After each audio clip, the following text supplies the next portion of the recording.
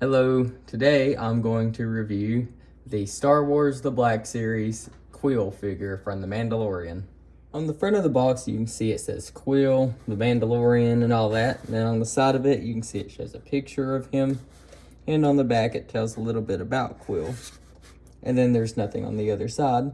Starting with the figure himself, he's actually way shorter than the other figures. I'll show a comparison later on in the video between him and the Mandalorian. But I am happy that they kept his size accurate to how it is in the show. And he actually has pretty much the same amount of joints as one of the tall figures, so it's good that they kept all that articulation in. Now, in terms of trying to get this guy to stand up, he's actually might be the hardest figure to stand up that I have. And I find that really strange, being that I own a General Grievous figure, and I find him to be easier to stand up than Kuiil. I don't know what it is. I think it's just he's kind of back heavy.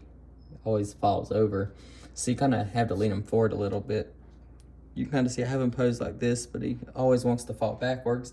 There I do have him standing up now though. In terms of details, you can see his face is very detailed. It looks like it does in the show. Let me get the camera to focus in. You can see he has his mustache and eyebrows and everything that he has in the show. It's all very detailed. You can even see every little hair. And he even has that great big nose. And here's one cool thing you can do. You can actually take off his helmet or hat, whatever it is, and you can see what he looks like underneath. He has a whole bunch of hair coming out from the back, and he's bald in the top. So I find that to be very funny that they left that in. And you can see he even has little pointed ears. And to put the little helmet hat thing back on, you just wrap that back over. Let me show that. Hang on. There, just like that. You can see as we get around the body, he has a lot of little details like his scarf or whatever that is. I don't know if it's a scarf or not. It's actually a separate piece though, as you can see, so it kind of helps with bending him around. And you can see he has a lot of little details in his little backpack. It looks very leathery. I like how they always detail all the fabric in, as you can see, like right there and through his legs. And even on his little belt buckle, you can see it's got like metallic paint. It looks really cool. And around his arms, you can see he has a lot of little details there. You can see he has little pieces of stitching up here. And what else has he got? I think his arms are the same on both sides. But he has a trigger finger on this side and a hand that can hold something on this side, where I normally just store the gun. Around his legs, you can see that he has a lot of little fabric details there. And on his shoes, you can see they had the treads coming out from there. I think that looks very cool. And that's pretty much it in terms of his details. He is a very detailed figure. Now in terms of articulation, you have movement in the hands. Let me bend those around. You have movement in his elbows. You can swivel those around too. Movement in his shoulders. You can bend them all kinds of different ways. Let me bend his arm back. Hang on. Sometimes that joint can be a little bit stubborn.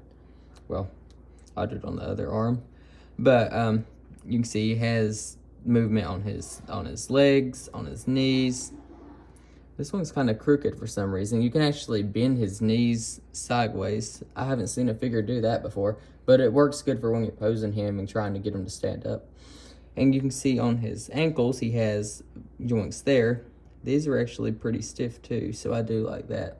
Helps stand him up more. And he has movement in his head. You can move his head around. And he has a little bit of, I don't know if you can call this waist articulation or not because it's a separate piece, but you can bend that around too. And that is pretty much all of his articulation. Here he is compared to the Mandalorian. As you can see, he's a lot shorter like he is in the show. And just to continue the scale, here's one of my bigger figures. Here's a Wrecker compared to Kuiil. You can see they actually had the size pretty accurate on Kuiil, so I do like that. Overall, I'd give Kuiil a 9 out of 10. My only problem being that I think they charge the same price for him as they do a normal sized figure. But I will say he is very detailed for his size and all that. So this is a really good figure. So thank you for watching and goodbye.